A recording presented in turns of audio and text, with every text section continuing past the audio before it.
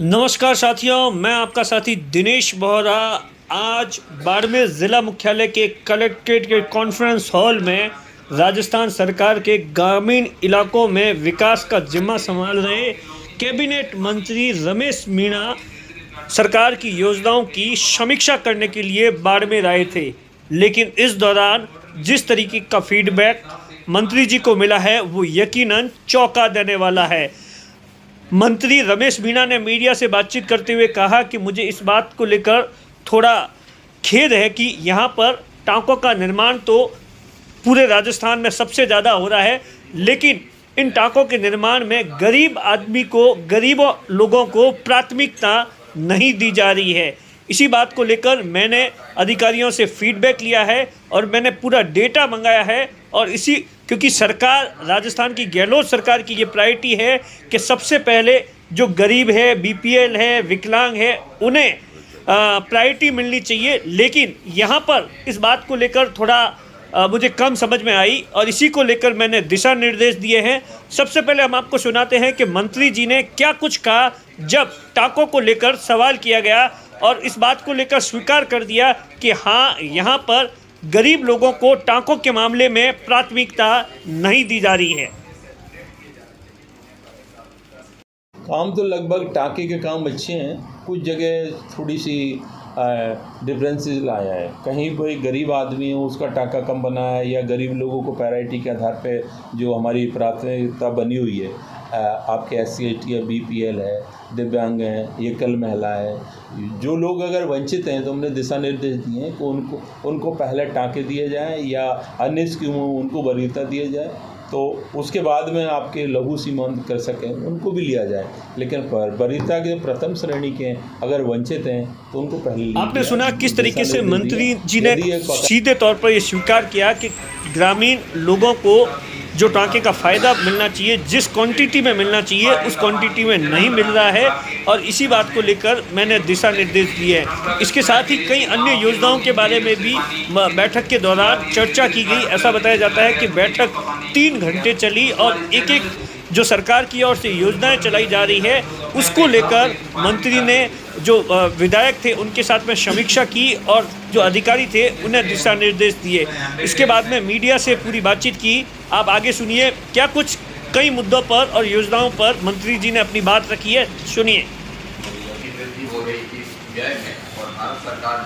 आपके ज़िले में बाड़मेर में 803 लोग भूमिहीन हैं, तो उसके बारे में हमने चर्चा की कि भाई उनको आवास स्वीकृत हो गया है लेकिन पैसा नहीं मिल पाया है। तो कलेक्टर साहब, हमारे विधायक महोदय, ये तय कर लें, उनको चिन्हित कर लें कि कौन लोग हैं और उनको भूमि अगर आसानी से मिल जाती है तो ठीक है, नहीं तो कुछ भामाशाह या कोई सरकारी भूमि है तो उनको समझाइश कर उनको पैसा दिलवाएं जिससे उनका पक्का मकान बन सके।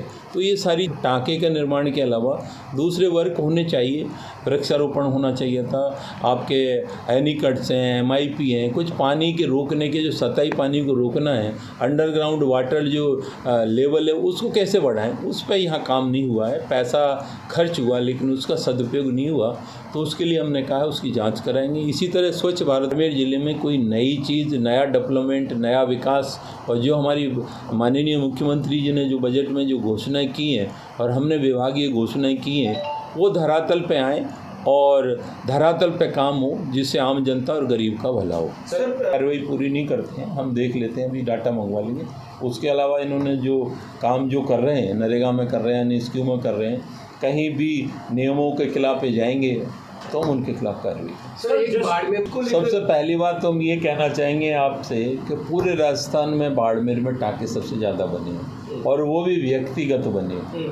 तो व्यक्तिगत बने हैं तो व्यक्तिगत आदमी उसको जिम्मेदारी बनती है, जिसके मुखिया ने, क्योंकि लाभ तो उसी को हो रहा है ना उस पानी का, तो उसकी जिम्मेदारी बनती है कि वो इतना तो निर्माण अपना जाली बनाए, लोहे की बनाए, या वो ध्यान रखे कि भाई इस टाँके में कोई इस तरह की घटना नहीं हो जैसा आप बता रहे हैं। ये तो जिम्मेदारी उसकी बनती है। वर्तमान में बिल्कुल ठीक है आपकी बात। इसके लिए हमने national mobile monitoring system develop किया, तो हम देख रहे हैं कि उसमें एक्चुअल बायर जो ज़रूरतमंद है आदमी, किसको काम मिलना चाहिए, और वो चीज़ हमने दिखा लिया है।